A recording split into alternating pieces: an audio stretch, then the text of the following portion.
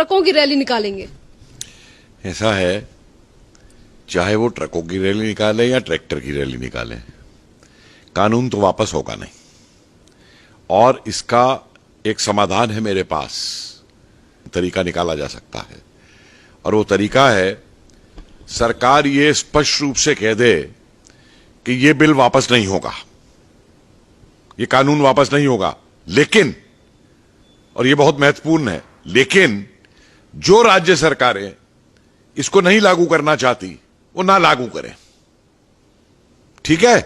तो फिर ये पंजाब से आए हुए किसान जो हैं, जाए पंजाब सरकार से कहें मत लागू करो, राजस्थान वाले कहें कांग्रेस की गवर्नमेंट से राजस्थान में मत लागू करो, बंगाल वाले कहें जाके बंगाल वाली से लागू ना करो, खत्म मामला। कि संविधान कानून वापस नहीं होगा, राज्य सरकारों की मर्जी है वो इसको लागू करे या ना करें, बात खत्म हो गई, इनकी मांग पूरी हो गई। अपने अपने राज्य में जाकर के करवा लें अपनी अपनी सरकारों से, मत लागू करो इनको। किस बात का आंदोलन? फिर ये तमाशा बन गया है एक आंदोलन का कि खुद तो राहुल गांधी पिकनिक मनाने और न्यू ईयर ईव मनाने इटली चला जाता है और वहां से जाके कह रहा है कि यहां किसान ठंड में लड़ रहे हैं। अरे अगर तू नेता था असली किसानों का तो मैं देखता, ये खुद बैठता किसानों के साथ धरने पे आकर के इतने दिन तक। अगर ये नेतागिरी अपनी उसकी करना चाहता है कांग्रेस की, राष्ट्रीय आंदोलन के दिन इस तरीके से बैठा जाता था भूख हड़ताल पे और हड़ताल पे बैठता, आधे दिन भी रह सकता है भूख हड़ताल पे, खुद इटली में बैठ करके पिज्जा खा रहा है। वही ममता 1-1 रुपए का आलू खरीद रही है किसानों से, बांग्लादेश स्मगल कराती है, 40 रुपए किलो कलकत्ता में भिजवाती है, सारे उसके बिचौलिए हैं उसकी पार्टी के। और ये जो साफ मैं बात कर रहा हूं आपको, ये जो बैठे हुए हैं ये आड़तीय हैं, ये जो बैठे हुए हैं ये वो धनी किसान हैं जिनके पास 100-100, 200 एकड़ जमीन है।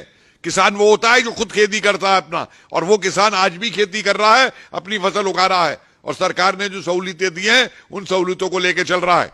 सर अगर ममता बनर्जी की बात करें तो ममता बनर्जी जिस तरीके से इस कानून का विरोध कर रही हैं डे 1 से, तो यहाँ पर लोगों की तरफ से ये भी कहना है कि 4 महीने बाद जो इलेक्शन आने वाले हैं उन सारी चीजों को लेकर ये सारी चाल और हथकंडे अपनाए जा रहे हैं। आप समझ रहे हैं कि बंगाल का किसान ममता को वोट दे देगा? जिस किसान का वो शोषण करती है, जिस किसान तक आज तक उसने कृषि योजनाएं जो और किसानों की दी वो नहीं पहुंचने दी केंद्र सरकार की। अरे ममता विरोध इसलिए नहीं कर रही है वोट के चक्कर में, ममता विरोध कर रही है क्योंकि अब ये एजेंट बन चुकी है कांग्रेस की, ये एजेंट बन चुकी है उन सारे नक्सलाइट्स और जिहादियों की जो देश के खिलाफ हैं। ये देश की खिलाफत की वजह से विरोध कर रही है, अपनी सत्ता के लिए विरोध कर रही है। ये किसान के कोई पक्ष में नहीं है, ये बिचौलिए खत्म करे जाएं, किसान को उसकी कीमत पूरी मिली जाए, ये चीज ये किसान के खिलाफ है। जितनी भी चीजें हैं कृषि कानून में उसको लेकर इतना ज्यादा विरोध क्यों हो रहा है हर सरकार, चाहे राहुल गांधी हो या फिर ममता बनर्जी? देखिए ये विरोध कृषि कानून का है ही नहीं, मैं तो अब बिल्कुल स्पष्ट हूं इसके ऊपर। ये विरोध हो रहा है एक्सपेरिमेंट ग्राउंड बना के कि सरकार अगर इसे वापस ले लेती है तो कल को हम सीएए के खिलाफ करेंगे, कल को हम ट्रिपल तलाक के खिलाफ करेंगे, वापस लो, कल को हम 370 के खिलाफ करेंगे। दुनिया मूर्ख नहीं है, ये देश बेवकूफ नहीं है जो इस चाल को नहीं समझ रहा है नक्सलाइट्स की और पीएफआई की और आईएसआई एजेंट्स की और खालिस्तानी एजेंट्स की। कहां से तंबू लग रहे हैं ये, कहां से ये काजू किशमिश आ रही हैं, ये कहां से ब्यूटी पार्लर आ रहे हैं? ये किसान होता है, किसाने से लड़ता है। ये सारे धनी लोग हैं, मंझले किसान और गरीब किसान की तो इन्हें चिंता तक नहीं है। उसकी फसल को, जो मैंने बार बार कहा है, उसकी फसल को तो ये मंडी तक पहुंचने नहीं देते हैं। तो सीधा काम सरकार करे कि कहे कानून हम वापस नहीं लेंगे, जिस राज्य को लागू नहीं करना है वो राज्य इसको ना लागू करे, और अगर राज्यों में लागू नहीं करवाना है तो ये जाके किसान अपनी राज्य सरकार से बात करे। हमने खुली छूट दे दी है राज्यों को कि लागू करें या ना करें। ममता बनर्जी की बात करें तो पश्चिम बंगाल में तमाम समस्या है, उनको लेकर ममता बनर्जी कभी भी बात नहीं करती कि किस तरीके से बीजेपी के कार्यकर्ताओं को दिन दहाड़े मार दिया जाता है और वहीं पर बीजेपी की रैली में जूते तक चलाए जाते हैं। उसको लेकर ममता बनर्जी कुछ नहीं कहती। अगर बात रही कृषि कानून की तो उसको लेकर ये कहती है कि हम उसे लागू तक नहीं होने देंगे, यहाँ पे आने नहीं देंगे। आप बताइए, ये वो है जो कहती थी मैं सीबीआई को ऑपरेट नहीं करने दूंगी बंगाल के अंदर। उस समय ये क्या बोली थी जब वो बंगाल का मौलवी कह रहा था कि मोदी जी की दाढ़ी लेके आओ और मैं 10 लाख रुपए इनाम दूंगा? तब कहां गई थी ये ममता? इसके लिए कोई कुछ बोल दे तो इसको आग लग जाती है, कोई ट्विटर पे लिख दे या फेसबुक पे लिख दे तो उसको गिरफ्तार करवा लेती है। तो जिहादीन बन गई है पूरी की पूरी। सर, जितनी भी तरीके की चीजें टीएमसी के कार्यकर्ता या फिर ममता बनर्जी की तरफ से की जा रही हैं, तो आपको क्या लगता है कि 4 महीने बाद जो इलेक्शन होने वाले हैं, इन सारी चीजों का रिजल्ट देखने को मिलेगा दीदी को? क्योंकि दीदी तो अभी किसानों की अन्नदाता बनी हुई है, अन्नदाताओं की भगवान बनी हुई है, जिस तरीके से वो बात कर रही हैं। भाई अपने आप मैं कह दूं मैं कुछ भी हूं, मैं भगवान बन गया हूं, मैं किसानों का भगवान बन जाऊंगा, मैं कह दूंगा तो जो मर्जी ये करती रहे। देखिए, बंगाल की जनता बेवकूफ नहीं है।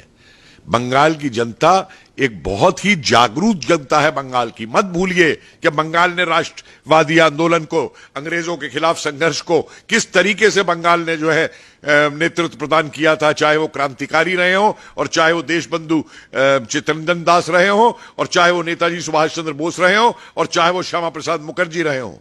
किस तरीके से इन लोगों ने बंगाल को बचाया था और बंगाल के लिए कुर्बानियां दी थी। बंगाल की जनता बेवकूफ नहीं है और ना ये बंगाल की जनता अब नक्सलाइटों और लेफ्टिस्टों के कहने पे चलेगी और ना राष्ट्र विरोधी तत्वों के ऊपर चलेगी, ना उनके ऊपर चलेगी जो बांग्लादेश से घुसा घुसा करके यहां पे लोगों को यहां की नागरिकता दिलवा रहे हैं। सर, अगर विपक्ष की बात करें तो जितनी भी विपक्षी पार्टियां हैं या फिर यानी कि जितनी भी राजनीतिक दल हैं, चाहे फिर वो केजरीवाल हो या फिर तमाम अन्य नेता हो, आखिरकार ये इस तरीके की बातें क्यों कर रहे हैं? और यहाँ पर किसानों की अगर हम बात करें, जो आंदोलन चल रहा है उसमें मीटिंग हो रही है, बार बार पीएम नरेंद्र मोदी समझाने की कोशिश कर रहे हैं, पर उसके बावजूद भी किसानों की तरफ से जो आंदोलन हो रहा है उसमें से कुछ लोग निकलकर सामने आ रहे हैं और ये कह रहे हैं कि हम किसानों के नेता हैं और वो डेटे भी बता रहे हैं कि हम तब तक आंदोलन करेंगे।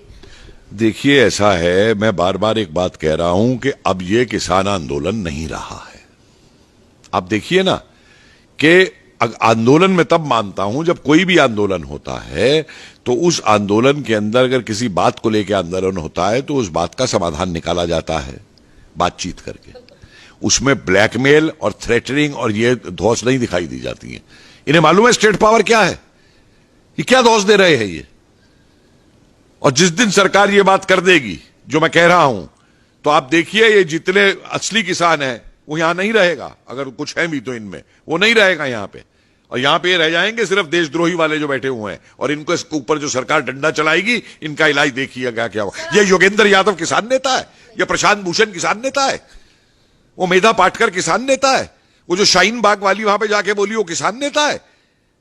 अरे ये सब के सब जो हैं ये अपनी राजनीति के लिए, क्योंकि ये पिट चुके हैं। आज कांग्रेसियों को लूट का माल नहीं मिल रहा, स्कैम करने के ऊपर रो रहे हैं। आज उनको बोर्डों की चेयरमैनशिप नहीं मिल रही पैसा कमाने के लिए, रो रहे हैं, वापस सत्ता में आना चाहते हैं। आज कांग्रेस के ही राहुल गांधी अभी ट्वीट ये करके बोलते हैं और ये कहते हैं कि ये जो आंदोलन है, यानी कि जिसके लिए आपने कहा कि ये किसानों का आंदोलन नहीं है, इसी आंदोलन को लेकर राहुल गांधी ये बोलते हैं कि ये जो आंदोलन है ये चंपारण का आंदोलन बन चुका है और जनता एकजुट हो चुकी है। राहुल गांधी को मालूम भी है कि चंपारण का आंदोलन क्या था। आए मुझसे बात करें चंपारण के आंदोलन के ऊपर।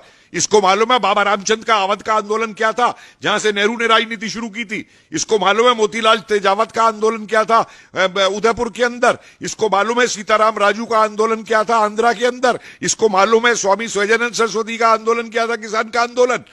अरे जो आदमी काली भैंस के बछड़े में और काली गाय के बछड़े में अंतर नहीं बता सकता, वो किसान आंदोलन समझा रहा है क्या था।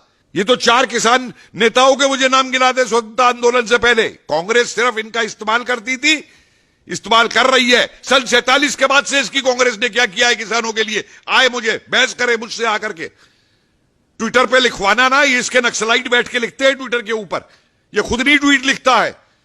हिम्मत है तो आए मुझसे बहस करे, बाद में औरों से बहस करे, आए किसानों के इतिहास के ऊपर मुझसे बहस करे। मैं तैयार हूं इनसे बहस करने को। धन्यवाद सर।